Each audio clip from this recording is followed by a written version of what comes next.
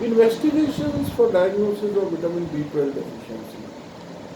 First of all is the CBC.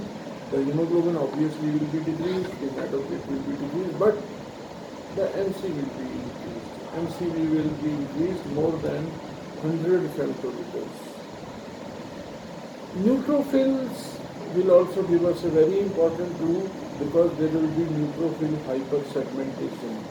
That means there will be presence of neutrophils who have 6 or more lobes. Some books say 5 or more lobes, but 6 or more lobes will be present, and more than 3% of the neutrophils will have at least 5 nuclear lobes.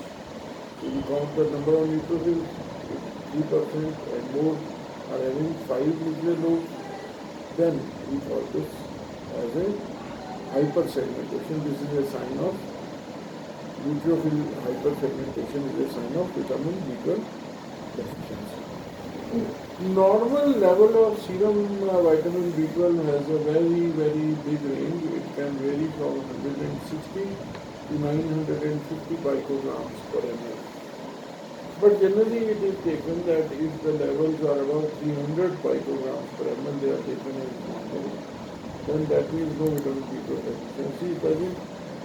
But if they are below 200 picogram per ml, they are considered abnormal, and in between are considered borderline. A very important point is that since vitamin B12 is on one hand required for RBC synthesis and DNA synthesis because of the DNA of the RBCs are synthesized. So that is one thing, it manifests as anemia, but on the other hand, vitamin B12 is also a cofactor for conversion of methylmalonic acid to methylmalonic CoA to succinate CoA, which then is consumed in the citric acid cycle or used for other metabolic processes. So if B12 is deficient, then methylmalonyl CoA levels or methylmalonic acid levels, they increase in the blood.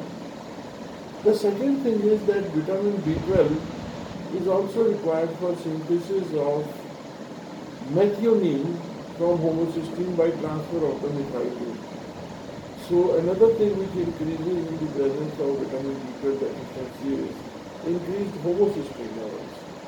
Now increased homocysteine levels is a pro-thrombotic state, so it can lead to variety of complications related to thrombosis like stroke or myocardial infarction also can occur. We must always look at the folate level also in cases of vitamin B12 deficiency because both of them we must differentiate. To differentiate them, we require to see both the levels. The point to be noted is that in folate, since it has nothing to do with the methylmalonic acid metabolism, so those levels are not increased. Rest of the things are the same. Homocysteine will be increased and also anemia will be there. So methylmalonic acid levels less than 4 micromoles per liter is the normal, and homocysteine 4 to 12 micromoles per liter. So they are elevated, both of them are elevated in vitamin B12 deficiency. Homocysteine is elevated in folate deficiency, but methylmalonic acid is entirely a different process, and it is not elevated in folate deficiency, but it is elevated in vitamin B12 deficiency. Another very important test which has been described is Schilling test, though not very commonly used. Basically, it is to test for the absorption of vitamin B12. The principle of this test is that a radioactive vitamin B12 is given orally and the excretion is measured in the urine. The radioactivity is measured in the urine after 24 hours. If the radioactivity excreted in the urine over a period of 24 hours is less than 8% of the amount which was administered, then a malabsorption of vitamin B12 is thought to be there, which could be at various levels, but at least it informs us that a malabsorption is there. The procedure are that we explain the procedure to the patient, administer the oral labeled vitamin B12 to the patient, and simultaneously an intramuscular vitamin B12 is given in the buttock. Please note that the drug which is given orally is radioactive, but the drug which is given intramuscularly is normal vitamin B12. Why so? This is to saturate the sites so that the vitamin B12 is not absorbed or attached to the tissues. It goes into the urine maximum so that you can look at the activity. If it is absorbed well, it will appear in the urine.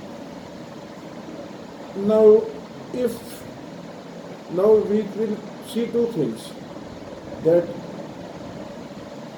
if the radioactivity is normal in the urine, that means the vitamin B12 is there, deficiency is there, but probably related to nutrition, not due to malabsorption. But if the abnormal activity is seen in the urine, that is less than 24 hours over a 24 hour, less than 8% over a 24-hour period, that means some malabsorption is there. Now what we do is we give a dose of intrinsic factor. If it corrects it, that means the deficiency is because of the intrinsic factor. That means some kind of a pernicious anemia, etc. is there.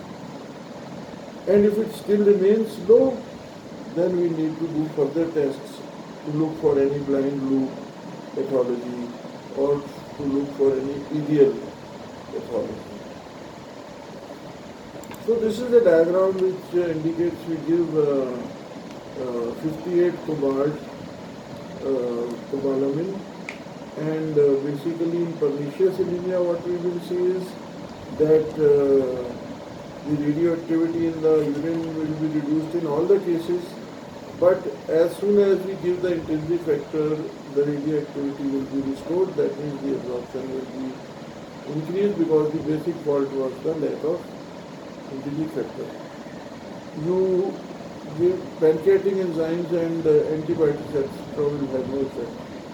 Now in chronic pancreatitis, the thing is that it gets corrected by giving pancreatic enzymes. So first step will be to look for the radioactivity in the urine, give an intrinsic factor. Second step, give pancreatic enzymes. Those are given if the patient does not respond to the intrinsic factor. Third thing, it could be bacterial overgrowth which is consuming. So here what we give is, we give a dose of tetracycline for 5 days, and now we expect that after 5 days of antibiotics, the activity will be restored. But if it is a ileal disease, then none of these procedures is going to restore the vitamin B12 level because the level defect lies at the level of the ileum.